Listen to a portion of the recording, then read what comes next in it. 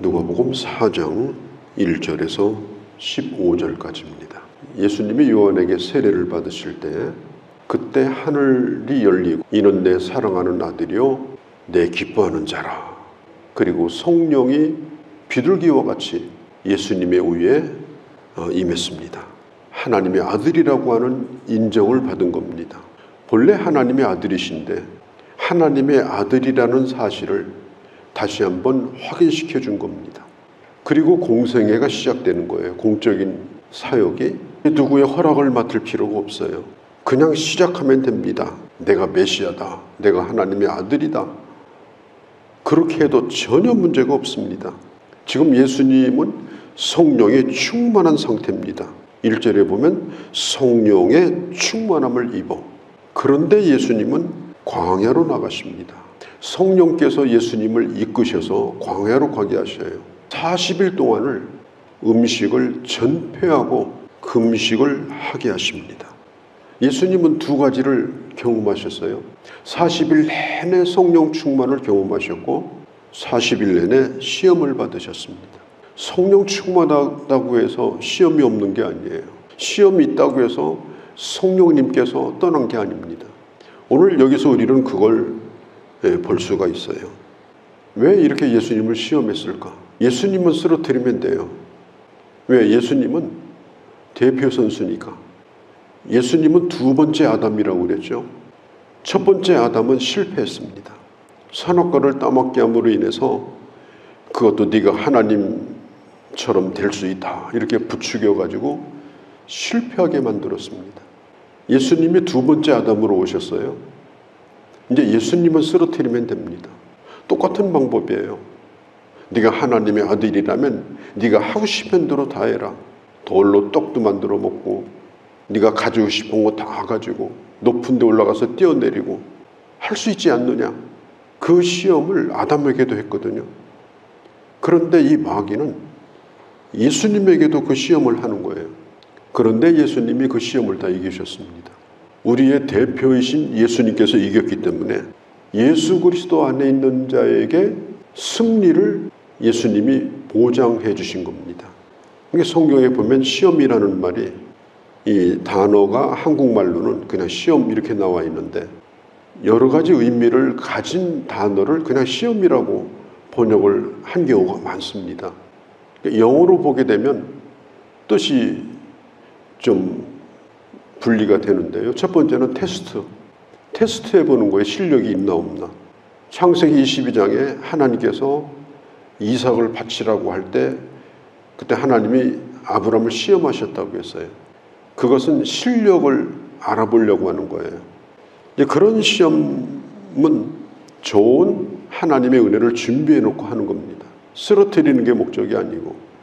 두 번째 시험이 있습니다. 이 두 번째 시험은 시련입니다. 시련. 연단받는 거. 욥이 겪었던 거죠. 또 성경의 인물들이 이런 시련을 많이 겪었습니다. 그 안에 있는 그 찌꺼기를 빼내고 더 깨끗하게 만들려고 우리가 받는 고난도 거기에 속하는 겁니다. 또 세 번째 시험이 있는데 이것은 유혹이에요. 영어로 temptation, 유혹.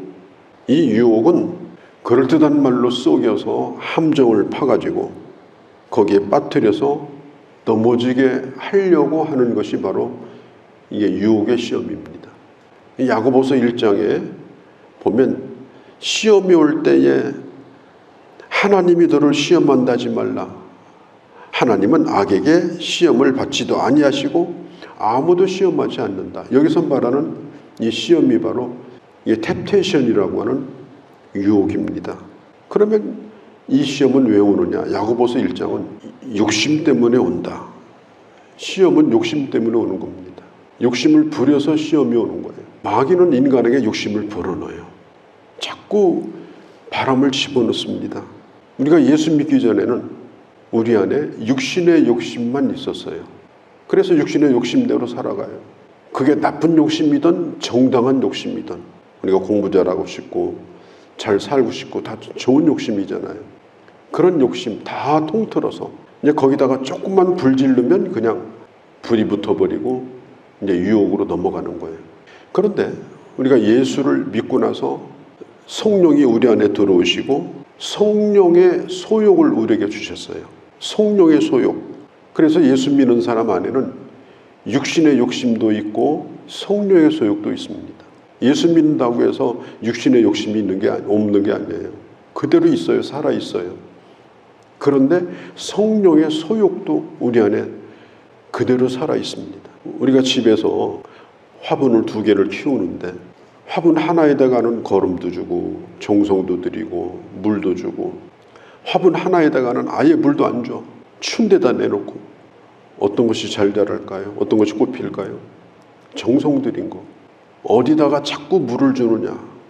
이제 그게 자라가지고 나쁘게 되기도 하고 좋게 되기도 하고 좋은 것에 자꾸 물을 주고 그렇게 살면 나중에는 좋은 것이 너무 커져서 육신의 소욕은 있어도 있으나마나가 되어져요. 없는 건 아니지만 충분히 그냥 다스리고 살 수가 있어요. 근데 자꾸 육신의 소욕에 빠져서 그런 욕심 속에서 자꾸 헤매고 그런 욕심에 잠기고 이렇게 하게 되면 나중엔 그게 점점 커져가지고 머릿속을 꽉 메우게 되고 그리고 결국은 그런 행동을 하고 또 그런 열매를 맺게 되는 것입니다.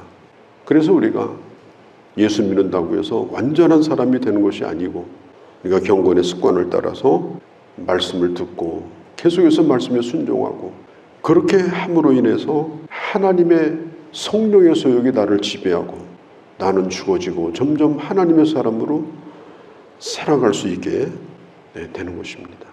예수님께서 받으신 시험은 3가지 시험을 받았어요. 40일 굶주렸으니 얼마나 배가 고프겠습니까? 길바닥에 굴러다니는 돌멩이도 그냥 구워놓은 감자로 보일 정도죠. 그런데 마귀가 그걸 이용을 한 거예요. 저 돌로 떡을 만들어 먹어라. 근데 마귀는 그 순간 어떤 것이 절실한가, 그가 어떤 걸 필요로 하는가, 그런 것들을 노리고 그걸 가지고 시험하는 거예요. 지금 예수님에게는 먹는 일이 절실합니다. 왜? 굶었으니까. 육신을 가지고 있으니까 굶주림을 느끼는 거죠. 인간이 가지고 있는 이런 욕망 가운데 이 식욕이라고 하는 것은 우리가 못 견디잖아요. 한 끼도 못 견디잖아요. 그래서 3일 굶으면 담도 타고 넘어간다고 하잖아요. 그래서 마귀가 식욕뿐 아니라 인간이 가지고 있는 이런 욕망을 가지고 우리를 시험을 하는 겁니다. 예수님에게도 똑같은 시험을 했어요. 그런데 이렇게 말해요. 하나님의 아들이거든. 예수님은 이미 하나님의 아들로 인정받은 자고 예수님도 자신이 하나님의 아들인 걸 알고 있어요. 그런데 마귀가 이걸 자꾸 부각을 시키는 거예요. 하나님의 아들이라면 할 수 있지 않느냐. 당신은 능력도 있지 않느냐. 충분한 힘이 있지 않느냐. 그러니까 하는 것이 마땅하다. 할 수도 있지 않느냐. 그러니까 마귀는 우리가 가지고 있는 능력을 가지고 자꾸 이렇게 얘기를 해요. 너 그 정도 능력이면, 너 그 정도 돈 가졌으면, 너 그 정도 실력 있으면 이런 것은 너 가질 수 있는 거 아니냐. 너 할 수 있는 일 아니냐. 만일 하나님의 아들이거든 증명을 해봐라. 그렇게 해가지고 결국은 유혹에 빠지도록 하는 겁니다. 사람은 자기를 증명하고 싶어가지고 안달이 나 있습니다. 못 견뎌요. 그래서 어떻게든지 그걸 드러내려고 해요. 자기가 가진 거 드러내고 실력 드러내고 권력 드러내고 자기 배경을 드러내고 그러니까 마귀가 그걸 왜 모르겠어요. 그래서 자꾸 그걸 부추겨가지고 그렇게 하도록 하는 겁니다. 우리가 자기를 드러내고 싶은 유혹, 이게 엄청난 유혹이에요. 우리는 누가 인정하든지 안 하든지 아무 상관이 없어요. 아, 저 사람이 나를 인정 안 해주네? 내가 누군가 보여줄까? 그럴 필요가 없는 사람들이에요. 하나님 인정해 준 자니까 이미. 하나님께서 너는 나의 아들이다. 불러주신 자니까 내가 구태여 그 앞에 가가지고 내가 뭘 보여줄 필요가 없는 거예요. 예수님께서 나는 하나님의 말씀으로 산다. 떡으로 살지 않는다. 신명기 8장 3절 말씀을 인용해가지고 사람이 떡으로 사는 인생은 끊임없이 갈증을 느끼고 끊임없이 욕망의 노예가 되지만 하나님의 말씀으로 살면 진정으로 만족하고 행복하다. 예수님이 그렇게 말씀하셨어요. 마귀가 또 예수님을 성전 꼭대기로 데리고 가요. 성전 꼭대기에서 예루살렘 기드론 골짜기까지, 그 밑에까지 높이가 얼마냐? 약 55m예요. 굉장히 높습니다. 그리고 절기 때하고 안식일 때는 이 제사장들이 성전 꼭대기에 올라가요. 성전 꼭대기에 올라가서 그 나팔을 붑니다. 그러니까 제사장들이 성전 꼭대기에 올라가면 이게 사람들이 다 봐요, 그걸. 그러니까 사람들은 그런 곳에 서고 싶어 해요. 사람들은 그런 데 세워주는 걸 원해요.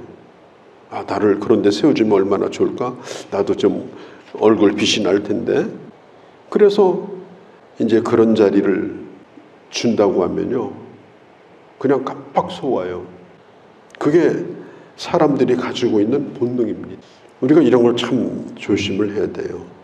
얼마 전에 제 핸드폰에 임명장 해가지고 왔어요. 그래서 이렇게 봤더니 선거대책위원회 종교 담당 특보 이렇게 해가지고 그분한테, 누군지 얘기는 안 하겠습니다만, 사람들은 그런 걸 참 좋아합니다.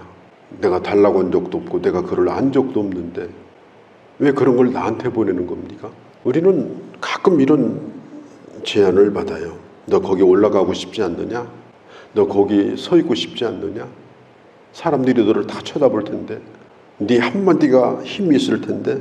이 천하라는 이 오이쿠메네라고 하는 이 말은 로마 황제가 가지고 있는 권력을 뜻해요. 오이쿠메네. 그러니까 이 사탄이 너는 황제의 권력을 가질 수 있어.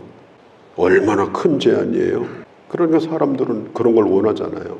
그리고 막 재고 다니고, 그리고 누군가가 나를 쳐다보면 이렇게 내려다보면서 뭐라고 그래요?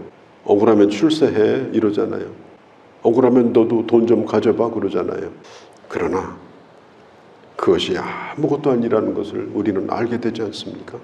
우리가 사탄에게 쏟기가 얼마나 쉬운지 몰라요. 특별히 이렇게 배급을 받지 않고 능력대로 사는 이 자본주의 사이에서는 이게 더 심합니다.